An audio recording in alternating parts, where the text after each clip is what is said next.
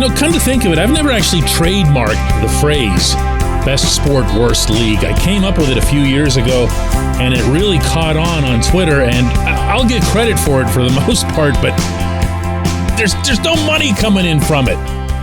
So last night, I instead tweeted out best sport, worst league, by far the worst commissioner.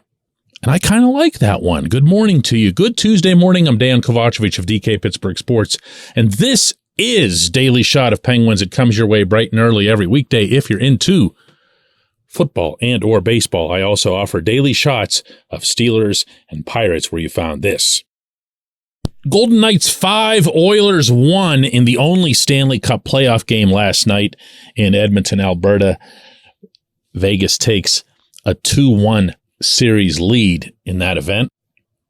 But the far bigger story in hockey, infinitely bigger story, was the NHL's draft lottery, which the Blackhawks of all teams won. The Penguins were 14th, and for those of you who don't track this stuff all that closely, and I sure wouldn't blame you, even if the Penguins had won the lottery, the maximum spots you can move up is 10. So they would have ended up with the number 4 overall pick, which I'm sure they would have welcomed. But, they had like a 1.3% chance of even doing that.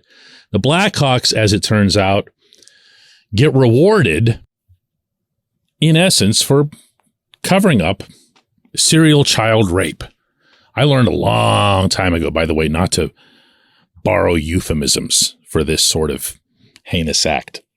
I don't come up with, assault or whatever. I mean, there's no good word for something that awful, and no one should try to apply any. It's serial child rape. That because the Blackhawks were aware of the history of one of their employees, eventually became aware of serial child rape and didn't do anything about it, they ended up being fined $2 million. Now you can think, well, okay, me and you get fined $2 million. That's a pretty stiff punishment. It's nothing for a franchise. When the Coyotes ticked off Gary Bettman with some scouting combine violations, they were docked draft picks. That hurts. That stings. That hits in a spot that there's no way to circumvent it. There's no way to tap dance around it. When the Devils broke some salary cap rules, they were fined $3 million. So I'd put that down as the second highest tier. And again, nowhere near the draft picks. Then this happens in Chicago. And if anyone doubts as to whether or not Bettman thought the individual parties were guilty, well, Joel Quenneville, Stan Bowman, and others involved in the Chicago front office at the time were thrown out of the league and still are not back in the league. But institutionally, nothing was done to the Blackhawks other than the $2 million fine for what the commissioner would only have to perceive as being a lesser violation than, doing different things with a scouting combine or the Devils messing with the cap. This was seen as lower than that by this commissioner, and his arrogance will never allow him to come close to admitting even that he'd had a difficult time with the decision or anything. He will snap back. That's how he responds. Believe me, I've asked many questions of Bettman in press conference settings, and I'll get the same sarcastic reply that everyone else will anytime he's questioned. You'll get the literal side eye from him. How dare you ask me a question? How dare you ask me a question that questions my authority here? This is going to sound like I'm sidetracking, but the root of this, and you know how I prefer to get to the root of an issue as opposed to, getting into all the symptoms and after effects, is that this commissioner has become so drunken with power is so, what's the word I'm looking for here? He is treated by people in the league office as if he is literal royalty. I have seen with my own eyes these people running in front of him to open doors for him. I've seen them running to the back of the limousine to open the doors and make sure that everything is golden. All that's missing is someone flicking rose petals at his shoes on his way into a building. It's stomach turning. Almost as stomach turning as a ruling like this, because now what ends up happening is that the Blackhawks get rewarded for this. How, you say? Well, if they had been docked draft picks, guess which pick would have been the first one to be docked? That's right. It would have been the first rounder. And if the Blackhawks didn't have a first rounder, the Blackhawks couldn't win the lottery. It would have been, I don't want to say fitting punishment, because it doesn't fit the crime, but it would have been a lot more than asking a billionaire owner to pay a couple $1 million to make the thing go away. The owners, of course, being the Wirtz family. And they won out. Why? Bettman doesn't like to punish owners. Why? Because they employ him. Why do they employ him? Because he got them their salary cap system, and he's made them even richer. And in turn, they've made him even richer, and they've made him feel like a king. Rose petals and all. While Kyle Beach, the young man who was assaulted, raped by someone in the Blackhawks employ, with the Blackhawks aware of it, he's told, again, in essence, all over again, that what happened to him doesn't matter. It doesn't matter. The Hawks get their guy. They get Connor Bedard. They get their next Patrick Kane.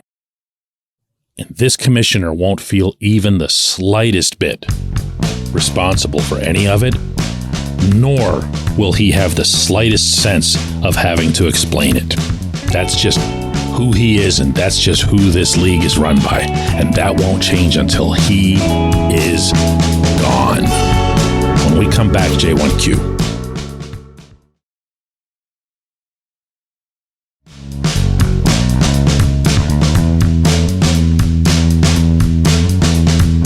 Today's J1Q comes from SB, who asks, while being a GM with any team is sought after, my question, DK, is why would Kyle Dubas want the Penguins' job? This team is old, it's strapped to contracts, there's no prospects, and it has an abysmal-looking future. The Leafs GM will be in demand, I get that, I just think he'll be a hard sell. To your first point, I'm glad you addressed this yourself, SB, before I even got into it, because I have a reflexive response anytime somebody asks, why would they want this job? Because there's only 32 of them on the planet. That's why.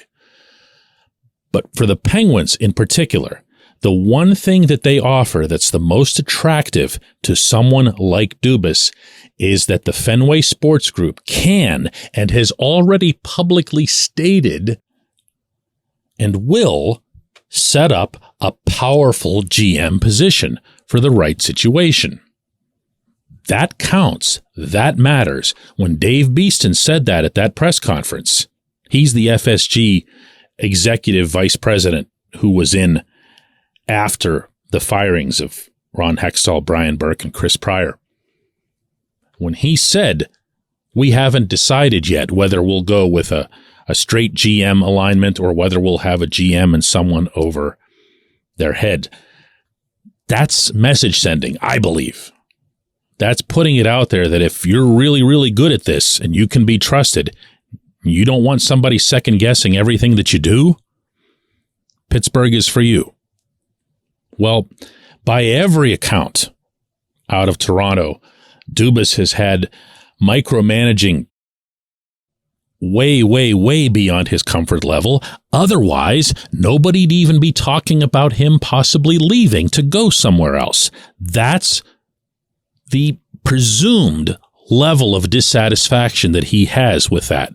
So when someone says, well, look, the Islanders need a GM. Okay, what are you going to do? Go work for Lou? Lou Lamoriello is the most micromanaging executive in hockey history. It'd be the last thing that you'd do.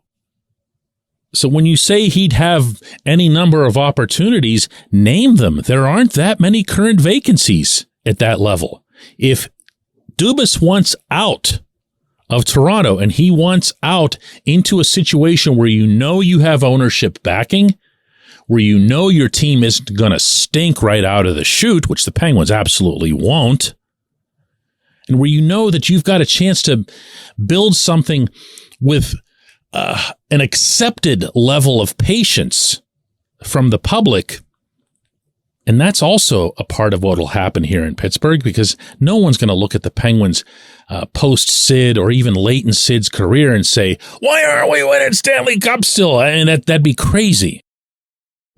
I think he'd have a chance to come in and do something that could be pretty good in short order. I keep saying this, and actually it goes back months, and it was mostly related to Hextall, which is that this team only needed the easiest possible things to acquire, which was a backup goaltender, which was like one fast defenseman, and which were 3 or 4 pluggers for the third and fourth forward lines. That was it. That was it. Anybody could have done this. Anybody. But not the GM who was just going to look at the back of Mikhail Granlund's hockey card and say, hey, look, man, he had 72 points a couple seasons ago. I like this guy. Let's give him all the money and throw in a second-round pick and make sure we have him for 2 more years after this. Anybody could have done this job. Anybody. So if you're Dubas, you can look at that a couple different ways, you know? I appreciate the question. I appreciate everyone who listens to Daily Shot of Penguins. We'll do another one of these tomorrow. At which point, by the way, Dubas's Leafs might be completely done with everything and he'll become a free agent and it'll be Leafs Elimination Day and everything will be merry.